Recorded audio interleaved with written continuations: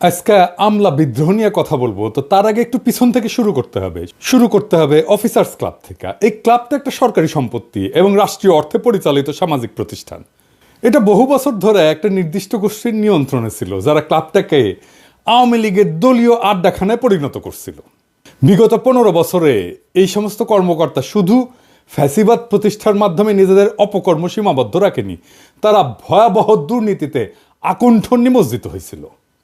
ক্ষমতাসীন দলের সঙ্গে জোটবদ্ধ হইয়া তারা দুর্নীতি এবং লুটপাটের মাধ্যমে বিপুল সম্পদ করায়ত্ত করছে। আমলারা মন্ত্রণালয়ের চিফ অ্যাকাউন্টস অফিসার হওয়ার কারণে সকল বড় বড় দুর্নীতিতে তারা বাগাইছে সিংহভাগ অর্থ, এখনও তারা বাগায়।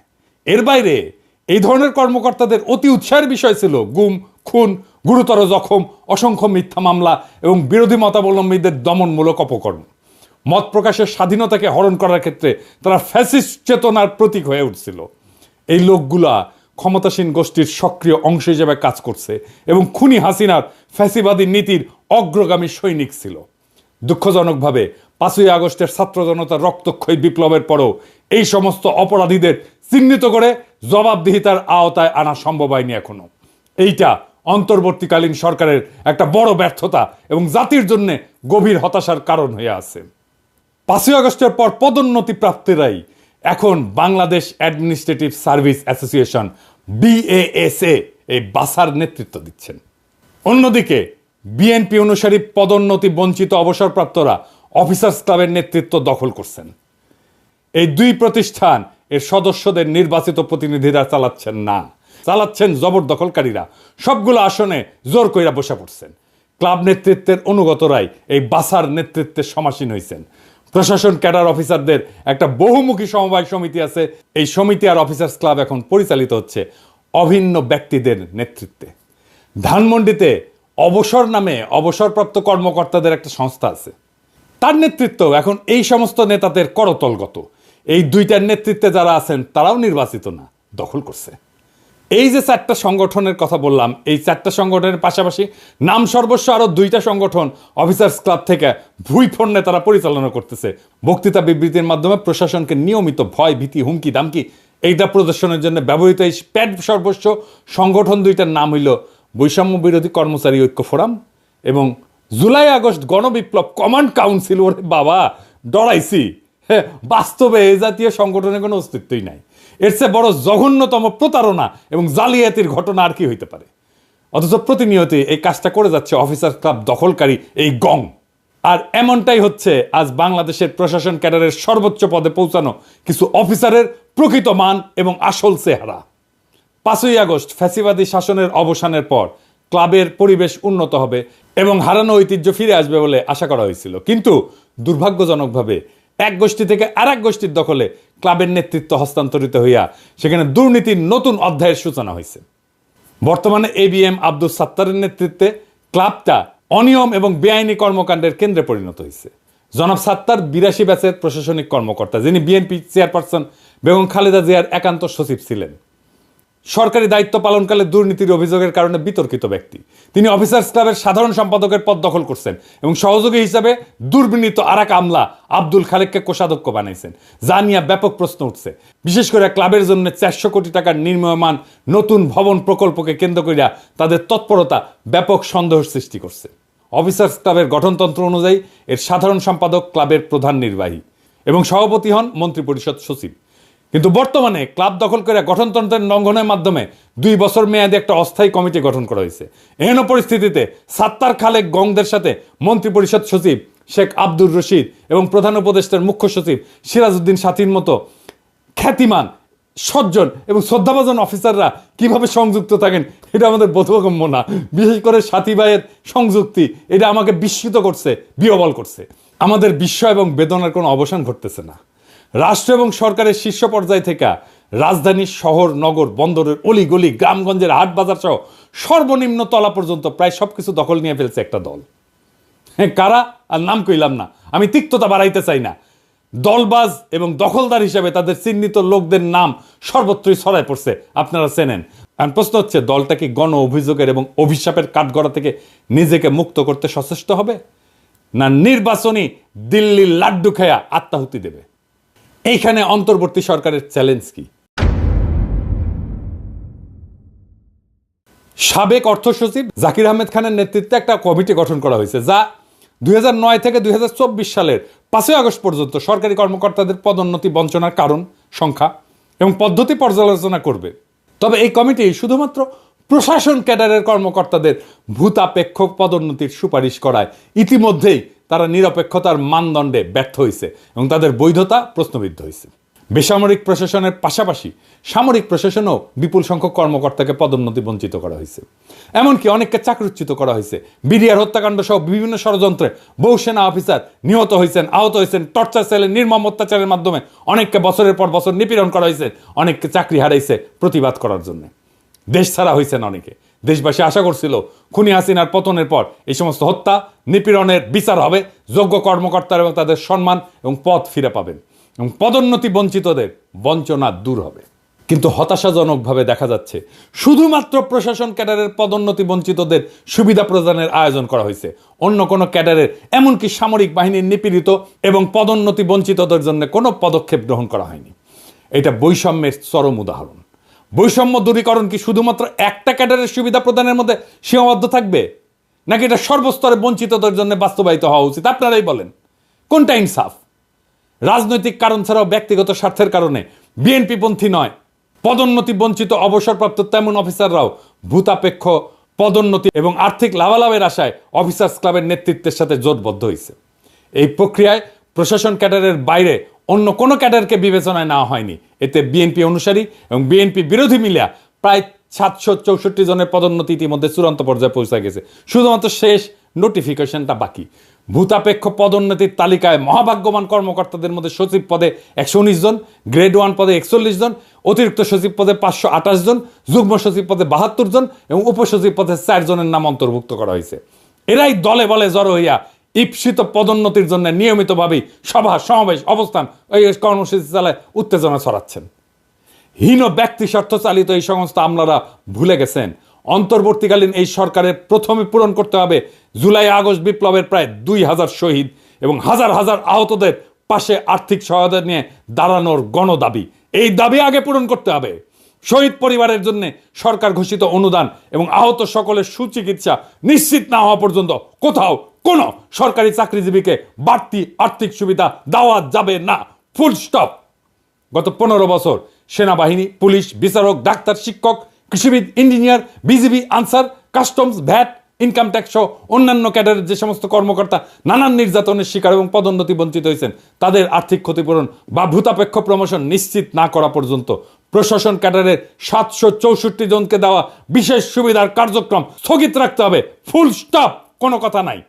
প্রধান উপদেষ্টা প্রফেসর ইউনূসকে মনে রাখতে হবে যে তিনি এখন যে কাজটা করতেছেন তা একটা ক্ষুদ্র ঋণ প্রকল্প না, এনজিও না। এটা শহীদ এবং আহত বিপ্লবীদের প্রতি জাতির ঋণ পরিশোধের সবচেয়ে বড় রাষ্ট্রীয় প্রকল্প পরিচালনা করা। তার সমাজসেবার উদার মানবিক মন এ কাজে নিশ্চয়ই গুরুত্বপূর্ণ ভূমিকা পালন করবে। কিন্তু তাকে যে দায়িত্ব আজ পালন করতে হচ্ছে তা যে এক কঠোর এবং কঠিন শতভাগ রাজনৈতিক কর্তব্য, পলিটিক্যাল টাস্ক, তা এখনো তিনি না বুঝলে ক্রমশ বিপদ বাড়বে। এইবার আসেন এই যে প্রশাসনিক স্বার্থান্বেষী মহল, এইটা নিয়ে কিছু আলাপ করি, তাহলে বুঝবেন এই আমলা বিদ্রোহের শিকড় কোথায়। অন্যদিকে হঠাৎ কইরা প্রশাসন সংস্কার কমিশন প্রাথমিকভাবে তাদের কয়েকটা সুপারিশ প্রকাশ করলে প্রশাসন ক্যাডারের কর্মকর্তারা সকল রীতিনীতি, আইন কানুন ভেঙে বিক্ষোভ প্রদর্শন করতে শুরু করছেন। বিশেষ করে পরীক্ষার মাধ্যমে উপসচিব প্রস্তাবের বিরুদ্ধে চাকরিরতরা প্রতিক্রিয়া দেখাইলে তাদের সাথে অবসরপ্রাপ্ত অফিসাররাও যোগ দেন। স্বার্থান্বেষী এই দুই পক্ষ যৌথ সভার আয়োজন করেন, যেখানে অন্য পেশার কয়েকজন উচ্চকণ্ঠী ব্যক্তিকে ডেকে আনা নিজেদের পক্ষে বক্তৃতা করেন। শুধু তাই না, এই সভায় ফ্যাসিস্ট সরকারের দোসর, সহযোগী এবং সুবিধাভোগী হিসেবে পরিচিত 2014, 2018, 2024 অনুষ্ঠিত জাতীয় সংসদ নির্বাচন পরিচালনাকালে ডিসি ইউনো হিসেবে দায়িত্ব পালনকারী কর্মকর্তাবৃন্দ সদল বলে যোগদান করে, যাদের অনেকেই বর্তমানে অতিরিক্ত, যুগ্ম এবং উপসচিব হিসেবে দায়িত্বরত অফিসার। সংবিধান, গণতন্ত্র, মৌলিক অধিকার লঙ্ঘনকারী এই সমস্ত ক্রিমিনাল কর্মকর্তারা আন্দোলনের এক ডামাডোল সৃষ্টি কইরা তাদের ঘৃণিত অতীত পরিচয় মুছে ফেলার সুযোগকে কাজে লাগাইতে কৌশলে সবার সাথে একাকার হয়ে যাওয়ার অপকর্মে সক্রিয়ভাবে অংশ নিতেছেন। বাংলাদেশের মানুষের স্মৃতি থেকে কখনো কি এই সকল অপরাধের কাহিনী মুছে যাবে? এটা কখনোই সম্ভব না। এই ক্যাডারেরা, এই সচিবালয়ের এই কর্মকর্তারা কি বিবৃতি দিছিল দেখেন আন্দোলনের সময়। আমরা এটা ভুলি নাই। ক্ষতিগ্রস্ত রাজনৈতিক পক্ষ 2008 সালের নির্বাচনকে বাংলাদেশের সেই সময় সেনাপ্রধান মঈনুল আহমেদের পরিচালনায় ভারত সরকারের তৎকালীন বিদেশমন্ত্রী প্রণব মুখার্জির ইন্ধনে অনুষ্ঠিত একটা পাতানো নির্বাচন হিসাবে বিবেচনা করেন, যার উদ্দেশ্য ছিল খুনি হাসিনাকে ক্ষমতায় আনা। তবে তত্ত্বাবধায়ক সরকার ব্যবস্থা বিলুপ্তি পরবর্তী পর্বের নির্বাচনের ধারা ছিল বাংলাদেশের রাজনৈতিক ইতিহাসের সবচেয়ে অগ্রহণযোগ্য, ঘৃণিত এবং কলঙ্কিত অধ্যায়। 2014 সালে অনুষ্ঠিত একতরফা বিনা ভোটের নির্বাচনটা, যেখানে 153 জন এমপি বিনা প্রতিদ্বন্দ্বিতায় জয়ী হন, তা দেশবাসীর মধ্যে ব্যাপক ক্ষোভ এবং নিন্দার সৃষ্টি করছিল। এরপর 2018 সালের নিশিরাতের নির্বাচন ছিল এক কালিমালিপ্ত অধ্যায়। সেখানে ডিসি, এসপি, ইউনো এবং ওসিদের নেতৃত্বে রাতের আধারে ব্যালট পেপার নৌকা সিলমেরা ব্যালট বাক্স ভর্তি করা হয়েছিল। এছাড়া সর্বশেষ 2024 সালের ডামি নির্বাচনও এক মহাকেলেঙ্কারি হিসেবে লেখা থাকবে, যা ভোটের মাধ্যমে জনগণের স্বাধীন ইচ্ছা এবং পছন্দ অনুযায়ী সরকার গঠনের সকল ধারণাকে ধূলিসাৎ করে দিয়েছিল। এসব নির্বাচন শুধুমাত্র গণতন্ত্রের অবমাননা না, দেশের ঐক্য, রাজনৈতিক স্থিতিশীলতা এবং বিশ্বাসযোগ্যতার জন্য এক বড় ধরনের বিপদ হয়ে দাঁড়াইছিল। 2014, 2018 এবং 2024 জাতীয় সংসদ নির্বাচন এবং ফ্যাসিবাদী শাসনামলে পরিচালিত স্থানীয় নির্বাচনে দায়িত্ব পালনকারী জেলা প্রশাসক, এসপি, ইউনো, ওসিদের চিহ্নিত কইরা তাদের জবাবদিহিতার আওতায় আনা প্রয়োজন। অনেক দেরি হয়ে গেছে, কিন্তু এখন এই কাজ শুরু করতে হবে। ওই সময়কার সকল প্রধান নির্বাচন কমিশনার, অন্যান্য কমিশনার, তথাকথিত ভোট ব্যবস্থাপনা এবং আইন শৃঙ্খলা রক্ষার দায়িত্বপ্রাপ্ত সংশ্লিষ্ট বিভিন্ন মন্ত্রণালয়ের সচিব, পুলিশের আইজিপি, তাদের বিভিন্ন বিভাগ, আনসার বিজিবির নানান স্তরের উচ্চপদস্থ কর্মকর্তা সহ সংশ্লিষ্ট সকল অফিসার কর্মচারীকে অবশ্যই অভিযুক্তের কাঠগড়ায় দাঁড় করাইতে হবে। কারণ এদের ভূমিকা গণতন্ত্রের ক্ষতি সাধন এবং ভোটাধিকার হরণের ক্ষেত্রে অত্যন্ত গুরুত্বপূর্ণ ছিল। 2 নাম্বার, এই কর্মকর্তারা ফ্যাসিবাদী শাসনের ইচ্ছা পূরণের জন্য নিরপেক্ষতা বিসর্জন দিচ্ছেন, সরকারি চাকরিবিধির লঙ্ঘন এবং প্রশাসনিক ক্ষমতার অপব্যবহার করছেন। 3 নাম্বার, তাদের কার্যক্রম তদন্ত কইরা উপযুক্ত শাস্তির ব্যবস্থা করা হলে ভবিষ্যতে এই ধরনের অনিয়ম প্রতিরোধ করা সম্ভব হবে। এইবার আসেন এই অসৎ আমলাতন্ত্রের সাথে রাজনৈতিক মৈত্রী কিভাবে হইছে বিরোধী দলের, যারা ফ্যাসিবাদ বিরোধী লড়াই করছে, সেইটা একটু দেখে নিই। ফ্যাসিবাদের অনুসারীদের সাথে বিএনপি পন্থী অফিসারদের একটা অশুভ মৈত্রী হয়েছে। এই মৈত্রীর বিষয়টা দলের হাইকমান্ডের নজরে পড়লেও তারা এই নিয়ে কোনো পদক্ষেপ গ্রহণ না করে নীরবতা অবলম্বন করতেছেন। অন্তর্বর্তীকালীন সরকার চাপে পড়ায় দলটার নেতারা আমোদিত হচ্ছেন। সরকারকে কোণঠাসা কইরা দলটা জনপ্রশাসনের উপর তাদের আধিপত্য বৃষ্টির চেষ্টা করতেছে, যা আগাম নির্বাচন এবং ভবিষ্যতের ভোট যুদ্ধে ছলে বলে কৌশলে ব্যালট বাক্সে নিজেদের ভোট বাড়ানোর জন্য সহায়ক হবে বলে তারা চিন্তা করতেছেন। ইতিমধ্যে উপজেলা পর্যায় থেকে সচিবালয় পর্যন্ত বিভিন্ন বিভাগ, দপ্তর, পরিদপ্তর, বদলি, পদোন্নতি, টেন্ডার অনুমোদন, আটকে থাকা বিলের অর্থসার এবং বালু পাথর উত্তোলন সহ নানা বিষয়ের তদবির নিয়ে রাজধানীর অফিসার্স ক্লাবে এক সরব তদবিরের হাট বসছে, যেখানে দালালদের অবাধ আনাগোনা লক্ষ্য করা যাচ্ছে। এই বিশৃঙ্খল পরিস্থিতির সুযোগ নিয়ে বিএনপি নেতারাও তাদের ব্যক্তিগত তদবির নির্বিঘ্নে বাস্তবায়ন করায় নিচ্ছে। অসৎ দুর্নীতিবাজ আমলাদের এই অপরাধী চক্র অফিসার্স ক্লাব, অবসর সংস্থা এবং সমবায় সমিতির মতো প্রতিষ্ঠানগুলোতে একছত্র দখল করে ফেলছে। এই সমস্ত প্রতিষ্ঠানে বিপুল অঙ্কের আর্থিক লেনদেন এবং কার্যক্রম আছে, যা তাদের আরও প্রভাবশালী হওয়ার সুযোগ তৈরি করছে। এর ফলে তারা প্রশাসনের অভ্যন্তরে ব্যাপক কর্তৃত্ব প্রতিষ্ঠা করতে সক্ষম হয়েছে এবং তাদের আস্পর্ধা এমন মাত্রায় পৌঁছাইছে যে তারা লাগামহীন উচ্ছৃঙ্খল আচরণে সাহস পাচ্ছে। উদাহরণ হিসাবে বলতে চাই, জনপ্রশাসন সংস্কার কমিশনের প্রধানের বিরুদ্ধে মানহানিকর বক্তব্য করা, তার পদত্যাগের দাবি তোলা এবং 4 জানুয়ারির মহাসমাবেশের আয়োজনের ঘোষণা। এই সমস্ত কার্যক্রমের একমাত্র উদ্দেশ্য হলো প্রশাসনের উপর একছত্র আধিপত্য বিস্তার এবং রাষ্ট্রের এই গুরুত্বপূর্ণ অঙ্গকে নিজেদের নিয়ন্ত্রণে নিয়ে আসা। জনপ্রশাসন সহ সরকারের বিভিন্ন প্রতিষ্ঠানে অসৎ এবং দুর্নীতিবাজদের মধ্যে আজ যে সার্বজনীন ঐক্যের ধারা পরিলক্ষিত হচ্ছে, তা বাংলাদেশের গণতন্ত্র এবং সুশাসনের স্বপ্নকে কার্যত দুরূহ করে তুলবে। এই হীন স্বার্থবাদী গোষ্ঠী নিজেদের অনৈতিক কার্যক্রম চালায় যেতে ইতিমধ্যে সুবিধাজনক রাজনৈতিক মিত্র খুঁজে পেয়েছে এবং তাদের মধ্যে শক্তিশালী সমঝোতা গড়ে উঠছে। তাদের এই সংঘবদ্ধ কার্যক্রম সংস্কার অভিমুখী নীতিমালা বাস্তবায়নের পথে বড় ধরনের প্রতিবন্ধকতা সৃষ্টি করবে। প্রশাসনের এই গণবিরোধী অংশ কৌশলে রাজনৈতিক এবং প্রশাসনিক সিদ্ধান্তগুলোকে নিজেদের স্বার্থের অনুকূলে নিয়ে আসার চেষ্টা করছে, যা জনস্বার্থের সম্পূর্ণ উল্টা দিকে। দুর্নীতির এই ধারাবাহিকতা রক্ষার চেষ্টা সফল হলে শুধু রাষ্ট্রীয় সম্পদ লুটপাটে না, ন্যায় বিচার এবং জনস্বার্থ রক্ষার মতো মৌলিক কার্যক্রমগুলো ধ্বংস হবে। এই গোষ্ঠী তাদের ক্ষমতা ধরে রাখার জন্য রাজনৈতিক পৃষ্ঠপোষকতাকে হাতিয়ার হিসেবে ব্যবহার করতেছে এবং বিভিন্ন পর্যায়ে তাদের প্রভাব বিস্তার করতে সক্ষম হচ্ছে। এর ফলে প্রশাসনিক কাঠামো দুর্বল হয়ে পড়তেছে এবং জনস্বার্থের জায়গায় ব্যক্তিগত গোষ্ঠীগত দলীয় স্বার্থকেই অগ্রাধিকার দেওয়া হচ্ছে, যা একটা স্বাধীন কার্যকর গণতান্ত্রিক রাষ্ট্র পরিচালনার ক্ষেত্রে সবচেয়ে বড় ধরনের হুমকি। সরকার বিরোধী ষড়যন্ত্র এইখান থেকেই উত্থিত হয়েছে। কিভাবে আসেন দেখি। আজ দেশের সরকার বিরোধী তৎপরতার প্রত্যেকটা ক্ষেত্রে ফ্যাসিবাদের অনুগত কিছু কর্মকর্তার যোগসাজশ স্পষ্টভাবে লক্ষ্য করা যায়। 5 আগস্ট ঐতিহাসিক পরিবর্তনের পর কয়েক সপ্তাহ তারা ভয়ে নিষ্ক্রিয় থাকলেও এখন সক্রিয় হয়ে বুক চিতায় সরকার বিরোধী কর্মকাণ্ডে লিপ্ত। 2014 সালের বিতর্কিত নির্বাচনের সময় দায়িত্ব পালনকারী জেলা প্রশাসকেরা আজ সরকারের অতিরিক্ত সচিব, 2018 সালের ডিসিরা আজ যুগ্ম সচিব, 2024 সালের ডিসিরা উপসচিব পদে রয়েছেন। অতীতে খুনি হাসিনার আশীর্বাদে গুরুত্বপূর্ণ পদে আসীন হওয়া এই কর্মকর্তাদের এখন একমাত্র লক্ষ্য হলো সরকারকে ব্যর্থ প্রমাণ করে দেশে নৈরাজ্যকর পরিস্থিতি সৃষ্টি করা।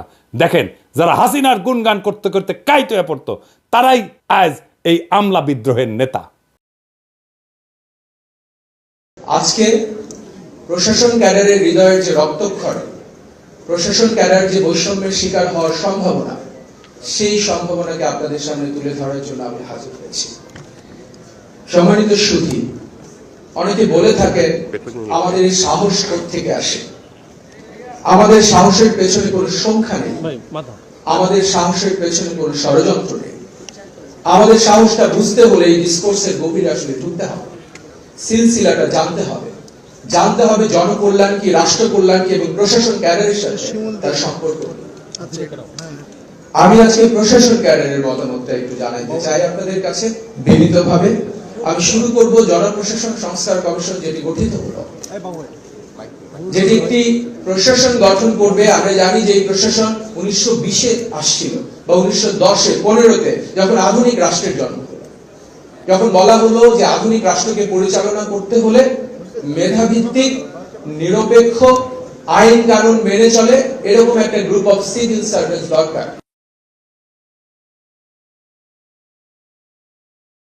আমার স্বপ্ন ছুঁয়ে দিতে এই ফেলোশিপ এবং আপনি এক চিরস্থায়ী অনুপ্রেরণা হয়ে থাকবেন। মাননীয় প্রধানমন্ত্রী, এক এক দেশের উন্নয়নের এক এক মডেল। 1,47,000 বর্গ কিলোমিটারে প্রায় 17 কোটি মুখ, এত বিপুল সংখ্যক মানুষের খাদ্য, বস্ত্র, বাসস্থান, চিকিৎসা ও শিক্ষা নিশ্চিত করে উন্নত জীবনের স্বপ্ন দেখানোর যে অর্থনীতি, সেটি কোনো সহজ উন্নয়ন অর্থনীতি নয়।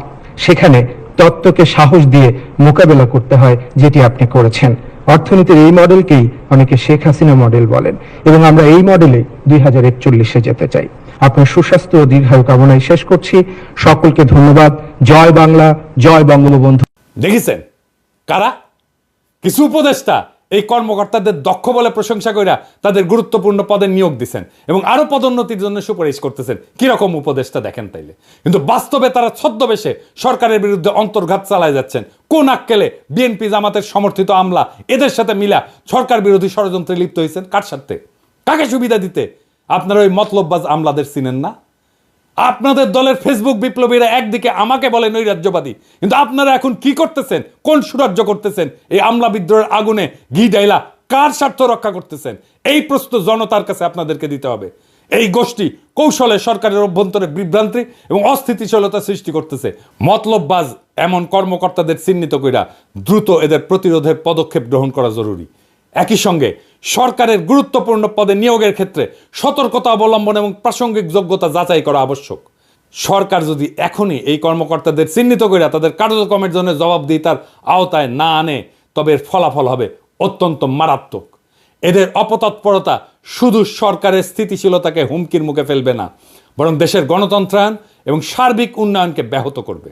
এই কথা ভুলে গেলে চলবে না যে খুনি হাসিনার শাসনামলে সচিব এবং অতিরিক্ত সচিব পদে যারা পদোন্নতি পাইছিলেন, তাদের একজনকেও এই চাকরিতে রাখা যাবে না। এইটা ছাড়া আমলাদের আপনি ঠান্ডা করতে পারবেন না। এদের জিহ্বা এত বড় হয়েছে যে এদের আকাঙ্ক্ষা আর লোভ এমন আকাশ ছুঁইছে, হাসিনার শাসনের লাগাম ছাড়া দুর্নীতির লাইসেন্স না পাওয়া পর্যন্ত এরা থামবে না। এদের পিছে দুদক লাগায় দেন, ঠান্ডা হয়ে যাবে। এই জন্যই দুদকের চেয়ারম্যান হিসেবে এমন কাউকে চাইছিলাম যে আমলা না। এখন বুঝছেন তো, প্রফেসর ইউনূসের সরকার এমন এমন জায়গায় গ্যাঞ্জাম লাগায় রাখে যেটা পরে তাদেরকেই বিপদে ফেলে। আরে আপাদ মস্ত করাপ্ট একটা ব্যুরোক্রেসিরে দাবরানি দেওয়া 1-2 এর ব্যাপার। ভালো হইয়া যান আমলা ভাইয়েরা, কাম কাজে মন দেন। এই দিন না করলে আরো দিন আছে।